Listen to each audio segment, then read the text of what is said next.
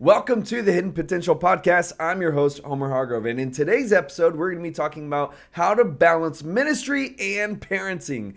In this episode, I'm going to give you 3 takeaways at the end to be able to apply it directly to your life.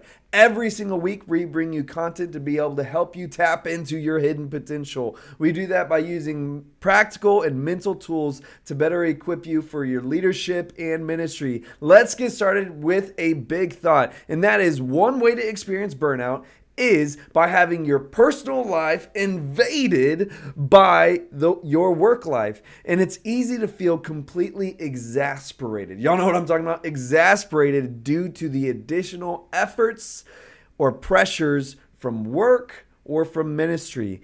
And if left unchecked, it can totally ruin your potential as a parent, as a spouse, or as a minister, as a worker, whatever it is, it can ruin your potential. And because ministry is so personal and so unpredictable, one of the biggest challenges is learning how to balance your personal life and the ongoing demand of ministry.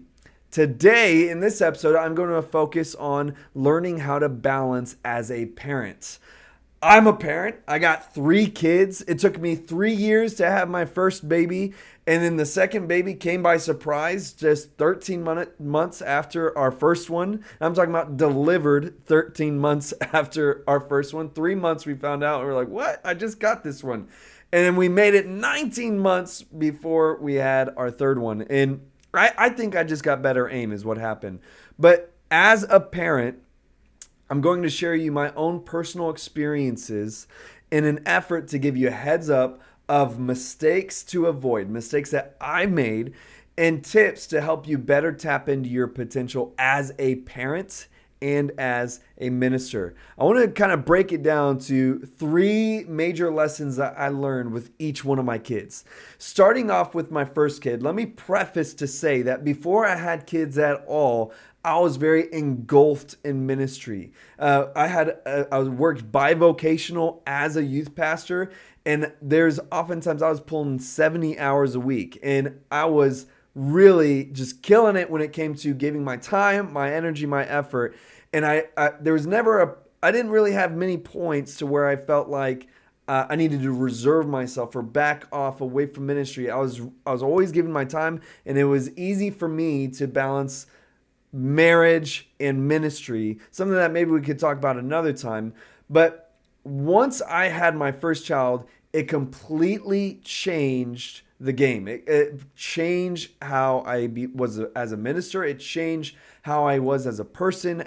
It just totally rocked my world in ways that I just did not expect. And so with my first kid, I learned that you only have 24 hours in a day. You usually hear the kind of like a different tone of that, like we all have 24 hours in a day. And like I shared before kids, I saw it like that. Well, we all have 24 hours. I got to make the best of this time. Well, I want you to just have a little shift in your paradigm and think you only have 24 hours a day. You don't have any more. You don't have any less. And time is limited. Time is limited and has to always be taken from something else. Anytime you give some time to something, you're taking it from something else. And if you let the ongoing demand of ministry lead you unchecked, meaning that if you just continue to say yes, yes, yes to ministry, it is always ongoing. And if you never check yourself, you will take time away from your kids to give to people who may or may not even be there in 9 months. You should never feel like you have to sacrifice your family for ministry. And I want to really emphasize this for a minute, because after my first child, I was still doing ministry. I was a church planter, and I was still just a youth pastor at heart. And so really right when I had my first child, I ended up volunteering with a student ministry not associated with the church. So here I was a church planter volunteering for student ministry. And I started off by going to one club. And I was like, well, I could go to another club and another one. And when I say club, I'm talking about high school clubs, like on-campus clubs.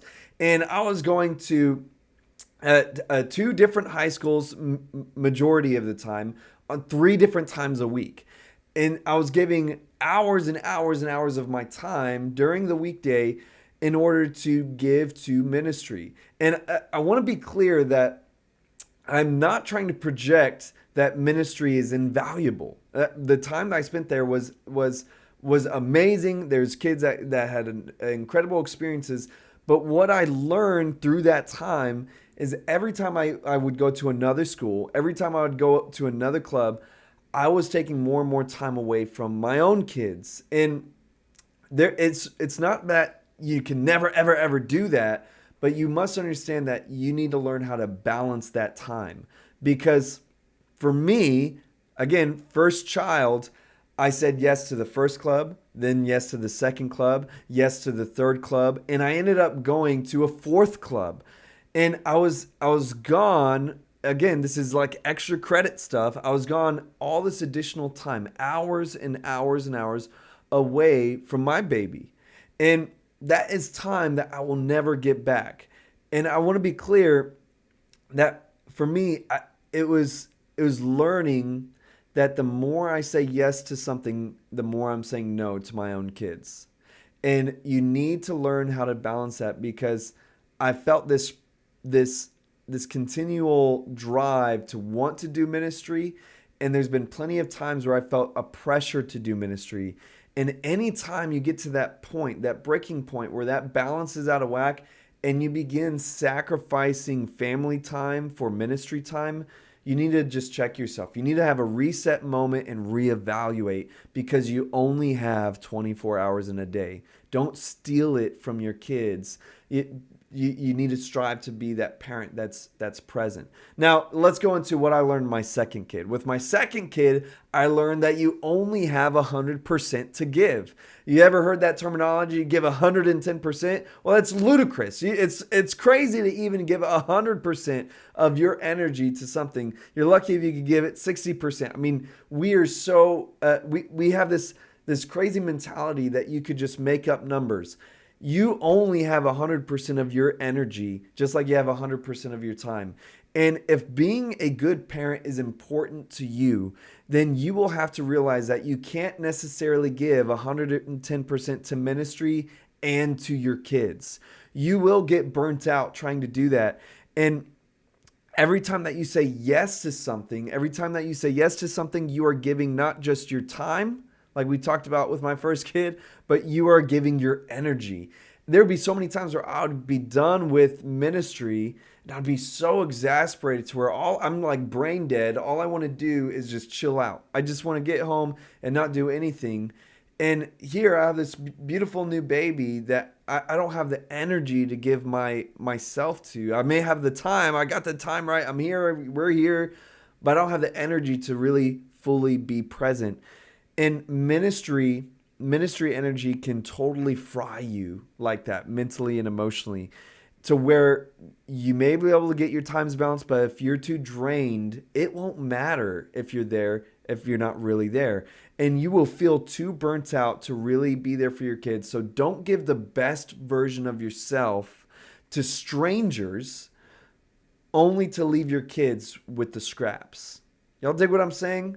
We give the best of ourselves to strangers and then leave our kids with the very scraps of ourselves. You don't have to say yes to ministry opportunities just because you theoretically can. Let me unpack that. Just because you have the time to doesn't mean that you have the energy to. Okay? You don't have to say yes just because you think you have the time.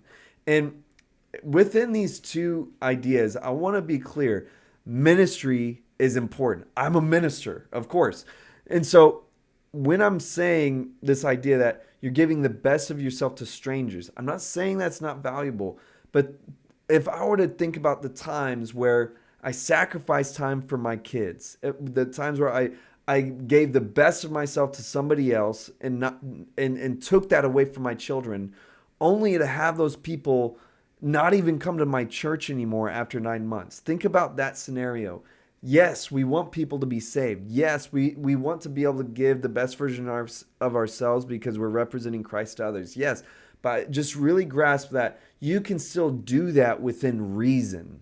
you can still do that within reason. Don't overdo it to where you don't leave anything for your kids, because there are good chances that you will only be a minister in that person's life for that small amount of period, but you only have your kids while they're kids. That leads me to what I've learned with my third kid. And with my third kid, I learned you should only say yes when it is truly a right fit. And I want you to think about this. As you are a parent who ministers, you are a parent who happens to minister, not a minister who happens to be a parent. If you get it backwards, you're always going to feel burnt out as a parent. And you're going to not just exasperate yourself, but you're going to exasperate your kids, because your family should be your family should not be put at risk for the opportunity of ministry.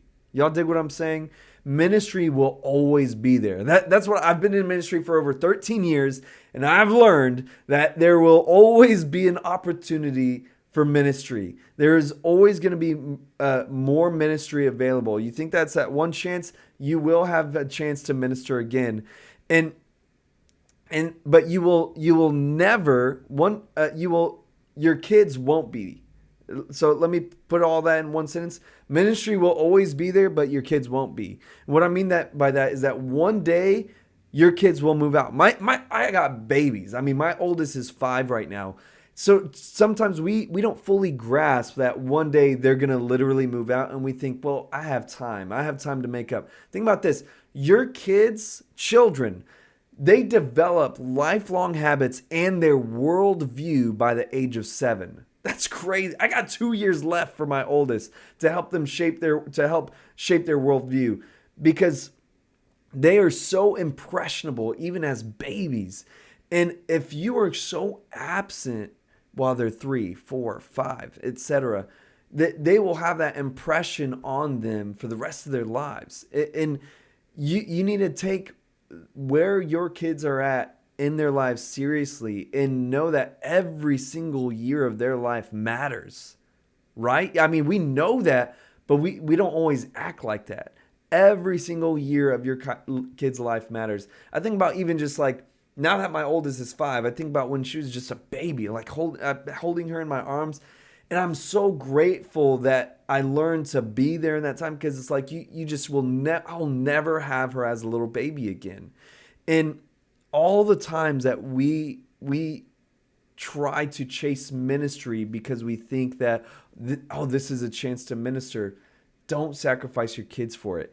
If it seems like a great opportunity for ministry, but it's the wrong time, if it's the wrong time, then it's not really a great opportunity for you.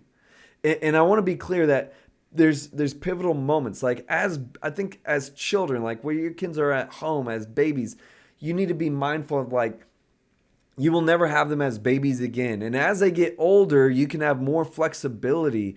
But you need to know that if the time of ministry, if it's going to be taking too much time or energy out from your kids, then it's not a great opportunity for you. It may be a good opportunity for someone else, but not for you personally, because it's going to damage your kids. It's going to damage you as a parent.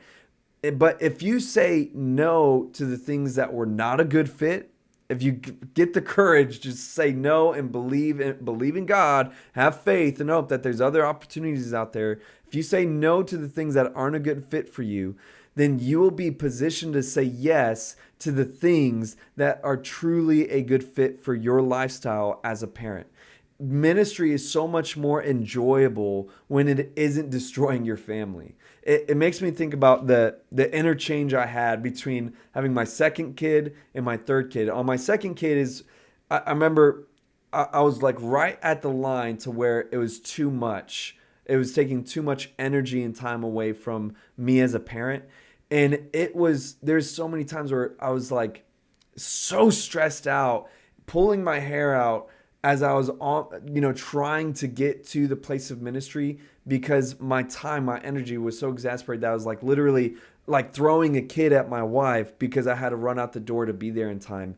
And it made it so much harder to enjoy that ministry. But then on my third kid, I was like, man, I'm not gonna make that mistake again. And there's so many things that I said no to. Great opportunities. I mean, I love working with detention centers. I love working with schools, but I had to sit back, take a step back and say, this is not a good fit for me right now. It was a good fit for me before, but right now I need to take a pause on this. Maybe when my kids are older.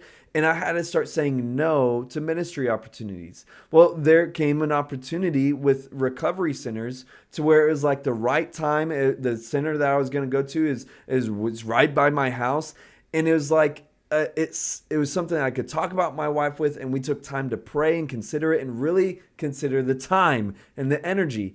And we felt like it was a good fit. And now I've been doing that for almost 2 years now. It's been a great fit, great return, and I enjoy it. I don't leave there thinking like, oh, I got to rush home. I've almost ruined my family because I'm going from this to that to this to that. No, it's like it's so peaceful that I can enjoy ministry, come back, and I still have all the church. I have all these other things I do, but it's like it all is able to be at balance because I learned when to say no and when something is actually a right fit for me. Now, let's have 3 takeaways that you could use to try to help you fit this into your life. And I really believe that with what we talked about today, you could use this.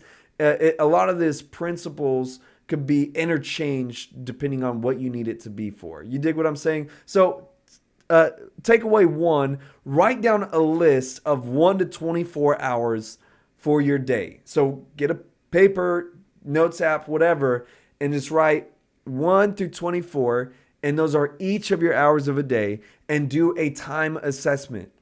Write down next to each number what you do within that typical hour. Even if it's sleep, right? I'm asleep. Getting ready for bed. Maybe you're doing your devotional, do devotional, and so on. And include on there when you typically play with your kids, when you have time with your kids, when you have dinner, and do a full time assessment, and then block off your time for ministry and time for your kids. I think that doing time blocks like that to where for like when I schedule my day and my work week, I block it off like this is 3 hours, 4 hours, whatever. That is just for me creating content, doing ministry, whatever. And then in the afternoon, I literally have in my calendar 4 hours, whatever, of kid time. It literally says kid time. And that's where I am there to be a dad.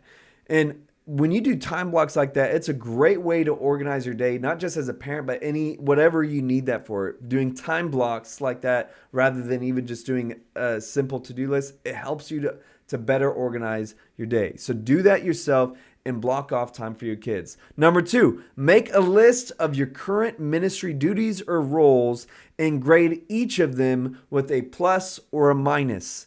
It's just as simple like creating content. Is it a plus or a minus? Meaning, does it give you energy or does it drain you? Does it give you energy? Put a plus. Does it drain you? Put a minus. And in order to, you do that to understand what drains you, what gives you energy. And if you have way too many negatives, if you have way too many minuses that drain you, then you do positives, things that give you energy, then you may need to make some necessary changes to eliminate some of those drains. And even consider this, that and as an example, let me give you an example. For me, I enjoy creating content. I would put that as like a plus. You could even get specific and say +1. Maybe it gives you a lot of energy, +2. Giving a message, doing a sermon, it is like a +2 energy for me. I like doing it. There's ministry tasks, like even just doing social media stuff. I hate it. I hate doing social media stuff. And I would put that as like a -2. It drains me. And there's times where it's like I have to plan all this social media content for our church in like a single day. And it's a big minus day. And think about it like this. If you're looking at your schedule and you know that there's a transition between your work and your kids, try to position your duties, your tasks, with a positive at the transition to your kids. So if you're ending your day, try to do something that is a positive so you don't feel so drained when you're going to get your kids. You dig what I'm saying? End your workday doing something that gives you energy so that you have something, a good start with your kids. And finally, Number 3, write down 2 to 3 ways that you can minister to your child and make them the number one priority in ministry. My wife is amazing at this. She is so good at ministering to our children. She teaches me all the time. And if you think that just 2 to 3 ways that you can minister to your children, acknowledging that you are as a parent ministering to your child, and that's your number one priority, it makes things so much simpler when it comes to making decisions. And there's plenty of times for me where I've had to literally consider saying no to something, or even even if I'm behind, I look at what do I need to do right now. Do I choose to be a parent, or do I choose to get this work done? And there's just simple times where I can take an L on my work in order to get a win as a dad. And even if it means just playing with my kids, like that's the number one way I minister to my kids is by playing with them. And it makes it so much more focus, understanding that you're not just killing time with your kids, but that you're really doing something, that you're having experiences and moments with them that are going to last so much longer and be so much more effective than anything that you'll do in ministry. And so I hope that this talk was meaningful for you. I hope that was edifying to your leadership and that made a difference in your life.